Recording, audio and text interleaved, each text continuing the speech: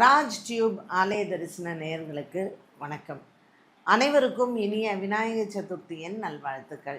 இந்த விநாயகர் சதுர்த்தியினுடைய கதை, அதாவது விநாயகர் சதுர்த்தியில் ஏன் விநாயகரை வழிபாடு செய்கிறோம் அப்படிங்கிறதுக்கு புராணத்தில் ஒரு கதை உண்டு. கைலாயத்தில் நந்தி பெருமான் மத்தளம் வாசிக்க விநாயக பெருமான் நடனம் ஆடுகிறார். சிவபெருமான் இருக்காரு, பார்வதி தேவி இருக்காங்க, முருகப்பெருமானும் இருக்கிறார், சூரியன் சந்திரனும் இருக்காங்க. ஸோ விநாயக பெருமான் நடனம் ஆடும் பொழுது அவரினுடைய உடம்பு, அந்த தொந்தி, அந்த வயிறு இதெல்லாம் சேர்ந்து ஆடும்போது சந்திரனுக்கு ரொம்ப கர்வமாக, தான் ரொம்ப அழகு விநாயகர். அப்போ பாடி ஷேமிங்னு இப்போ சொல்கிறோம் இல்லைங்களா, அப்போமே இருக்குது பாருங்கள் பாடி ஷேமிங். அப்போ விநாயகரினுடைய தொந்தி வயிறெல்லாம் பார்த்து சந்திரன் ஏளனமாக சிரித்தாராம். உடனே விநாயக பெருமானுக்கு கோபம் வந்துருச்சான். நீ அழகாக இருக்க அப்படிங்கிறது தானே உனக்கு கர்வம், உன்னுடைய ஒளியை நீ இழந்துருவ அப்படின்னு சொல்லிட்டாராம் விநாயகர். உடனே சந்திரனினுடைய ஒளி போயிடுச்சாம், வானம் எல்லாம் இருண்டு போயிடுத்தான். ஸோ சூரியன் மட்டும்தான் இருந்தார், சந்திரன் இல்லை. சந்திர பகவான் போய் சிவபெருமான்கிட்ட கேட்குறார், சுவாமி என்னுடைய ஒளி திரும்ப வரணுமே, அதற்கு நான் என்ன பண்ணுறது அப்படிங்கும் பொழுது, விநாயகர் தானே உனக்கு சாபத்தை கொடுத்தார், அதனால் நீ விநாயகர்த்தையே போய் இதற்கான பிராயச்சித்தம் என்னங்கிறத கேளுன்னு சொல்லிட்டார். ஸோ சந்திர பகவானும் விநாயகர்கிட்ட கேட்குறார், சுவாமி நான் பண்ணது தப்பு, என்னை மன்னிச்சிருங்க, மீண்டும் எனக்கு ஒளி வர வேண்டும் அப்படின்னு சொல்கிறார். அப்போது விநாயக பெருமான் சொல்கிறார், சதுர்த்தியில் இது நடந்ததாக புராணம் சொல்லுது. ஸோ விநாயகர் சொல்கிறார், இன்றைக்கி சதுர்த்தி, ஸோ இன்றைக்கி அதாவது உன்னுடைய ஒளியை நீ இழந்த ஒளி இழந்தது தான், என்னால் கொடுத்த சாபத்தை திரும்ப அதை சரி பண்ண முடியாது. ஸோ மாதத்தில் ஒரு நாள் நீ ஒளி இல்லாமல் தான் இருக்கணும்னு சொன்னார். ஸோ அமாவாசை அப்படி தான் வந்ததாக ஒரு கதை உண்டு. அப்புறம் வளர்பிறை தேய்பிரைன்னு வருது. இந்த 4வது நாள் சதுர்த்தி திதியில், அதுவும் தேய்பிரை சதுர்த்தியில் வானத்தில் யார் சந்திரனை பார்க்குறாளோ அவளுக்கு மன கஷ்டம் வரும் அப்படின்னு சொல்லிடுறார் விநாயகர். அப்போ அதுக்கு என்ன பரிகாரம் அப்படின்னு சந்திரன் கேட்க, அன்றைய நாளில் என்ன வழிபாடு செய்கிறவாளுக்கு எந்த விதமான கஷ்டமும் வராது அப்படின்னு சொல்கிறார். அதனால தான் சங்கடஹர சதுர்த்தி அப்படின்னு நம்ம அமாவாசை கழித்து வர்றது வளர்பிறை, பௌர்ணமி கழித்து வர்றது தேய்பிரை. ஸோ பௌர்ணமி கழித்து வரக்கூடிய 4வது நாள் அந்த சங்கடஹர சதுர்த்தின்னு சொல்கிறோம் இல்லையா, அந்த பௌர்ணமி கழித்து வர 4வது நாள் தான் தேய்பிரை சதுர்த்தி. அன்றைக்கி விநாயகருக்கு செய்யணும். வானத்தில் 4ஆம் பிறையை பார்த்தாலே அன்றைக்கி நாய்ப்படாத பாடுபடுவோம் அப்படின்னு சொல்லுவாங்க. ஸோ இந்த 4ஆம் பிறையை வானத்தில் பார்க்கவே கூடாது, 3ஆம் பிறையை பார்க்கலாம், நமக்கு நன்மை நடக்கும். இந்த 4ஆம் பிறை அந்த சதுர்த்தி திதி, அதுவும் தேய்பிரை சதுர்த்தி மன கஷ்டங்களை கொடுக்கும் அப்படின்னு சொல்கிறது உண்டு. வளர்பிறை சதுர்த்தி, அமாவாசைக்கு அப்புறம் வரக்கூடிய வளர்பிறை சதுர்த்தி இந்த ஆவணி மாதத்தில் ஹஸ்தம் நட்சத்திரம், இந்த தடவை சித்ராஹஸ்தம் 2 நட்சத்திரமுமே இருக்குது. இந்த நட்சத்திரம் கூடக்கூடிய நாளில் விநாயகர் பிறந்தார். ஸோ விநாயகருக்கு இந்த சித்ரா நட்சத்திரங்கிறது ரொம்ப அவருக்கு உகந்த ஒரு நட்சத்திரம். ஆவணி மாதத்தில் இவர் அவதரித்தார். அதுவும் வளர்பிறை சதுர்த்தி, அமாவாசைக்கு அப்புறம் வரக்கூடிய வளர்பிறை சதுர்த்தி விநாயகரை வழிபாடு செய்கிறதுக்கு ரொம்ப ஒரு உகந்த நாள் அப்படின்னு சொல்லலாம் இந்த விநாயகர் சதுர்த்தி. அதே மாதிரி விநாயகருக்குமே பார்த்திங்கன்னா ஆதியில் ஆதி விநாயகர்னு இருக்கார். இன்றைக்கும் அந்த கோவில் இருக்குது. ஆதி விநாயகர் அப்படிங்கிறவருக்கு மனித ரூபத்தில் தான் முகம் உண்டு. இந்த மாதிரி தும்பிக்கையாக இருக்கக்கூடியவர் அப்போ இல்லை. புராணங்களில் அதற்கு அப்புறம் தானே விநாயகருக்கு யானை முகத்தை கொடுத்தா. ஏன்னா வடக்கு முகமாக எந்த மிருகம் இருக்கோ அதனுடைய தலையை கொய்து வா அப்படின்னு சொல்லி விநாயகருக்கு தலையை சிவபெருமான் வைக்கிறார். அதனால் விநாயகரினுடைய முகம் ஆதியில் மனித ரூபமாகத்தான் இருந்தது.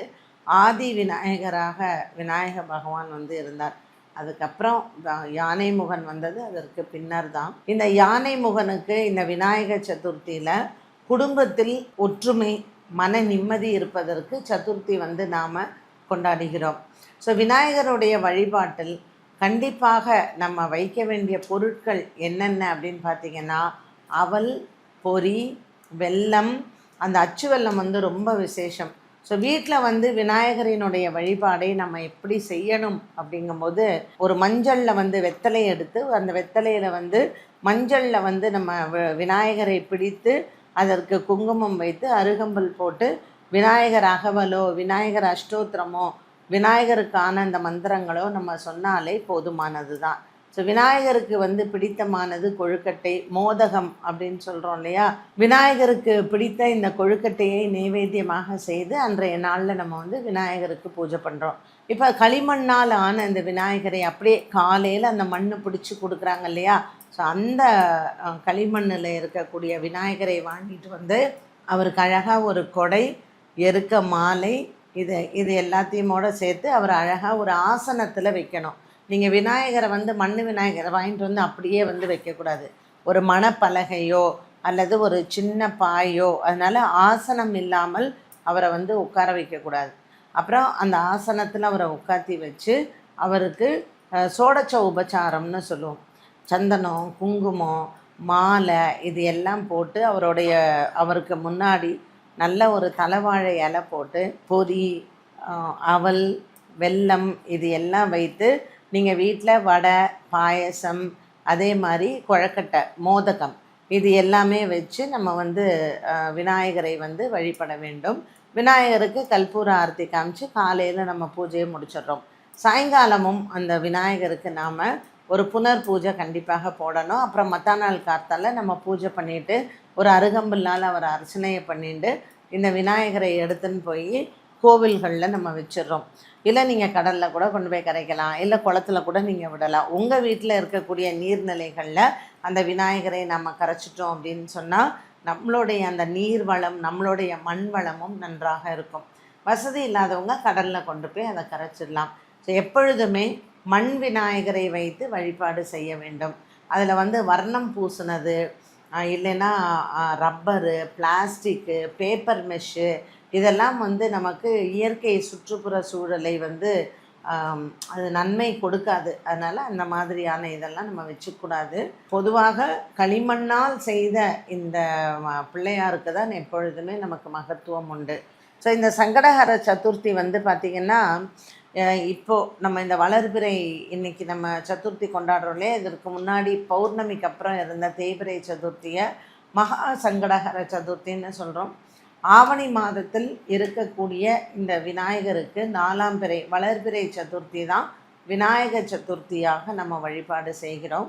ஆகஸ்ட் மாதம் 27ஆம் தேதி புதன்கிழமை அன்னைக்கு இந்த விநாயகர் சதுர்த்தி நம்ம கொண்டாடுறோம். பொன் கிடைத்தாலும் புதன் கிடைக்காதுன்னு சொல்லுவாங்க. அந்த மாதிரி இந்த வாட்டி நமக்கு இந்த விநாயகர் சதுர்த்தி புதன்கிழமையில் வருது. ரொம்ப ரொம்ப விசேஷம். இந்த விநாயகர் சதுர்த்தியை கொண்டாடக்கூடிய நல்ல நேரம் காலை 9 மணி முதல் 10 மணி வரையிலும், மாலை 4 மணி முதல் 5 மணி வரையிலும். இந்த காலையில் 9 to 10 நல்ல ஹோரை. இந்த ஹோரையில் நம்ம விநாயகரை வழிபாடு செய்யலாம். அதே மாதிரி மாலை 4 மணிலேருந்து 5 மணிக்கும் குரு ஹோரை. ஸோ மாலை நேரத்துலேயும் நம்ம விநாயகரை வாங்கி வச்சு வழிபாடு செய்யலாம். இந்த விநாயகரினுடைய வழிபாடில் கண்டிப்பாக சுண்டல் இருக்கணும். அது கொண்டக்கடலை, அந்த கருப்பு கொண்டக்கடலை சின்னது இருக்குது இல்லைங்களா, அந்த சின்ன கருப்பு கொண்டக்கடலையை நம்ம ஊற வச்சுட்டு இந்த சுண்டலை செய்கிறது ரொம்ப விசேஷம். நவகிரக தோஷங்களும் விலகணும் அப்படின்னா விநாயகரினுடைய வழிபாடு தான். ஸோ இந்த விநாயகர் சதுர்த்தியில் வீட்டில் கணபதி ஹோமம் பண்ணுறதும் ரொம்ப விசேஷமான ஒன்று. முடிந்தவர்கள் வீட்டில் கணபதி ஹோமம் கண்டிப்பாக பண்ணுங்கள். அது செய்ய முறை தெரிஞ்சதுன்னா நீங்கள் அழகாக கணபதி ஹோமம் பண்ணலாம். ஸோ விநாயகருக்கு வேண்டிய வரங்களை நமக்கு கொடுக்கக்கூடியவர், முழுமுதற் கடவுள் அப்படின்னு சொல்கிறோம். ஸோ விநாயகர் இல்லாமல் இது எதுவுமே கிடையாது. இந்த விநாயகர் சதுர்த்தியினுடைய வழிபாடு இப்படி கோலாகலமாக எந்த டைமில் இது வந்தது அப்படின்னு பார்த்திங்கன்னா, நம்ம சத்ரபதி சிவாஜி அவர்கள் மகாராஷ்டிராவில் இந்த விநாயகர் சதுர்த்தியினுடைய வழிபாடை கொண்டு வந்தார்.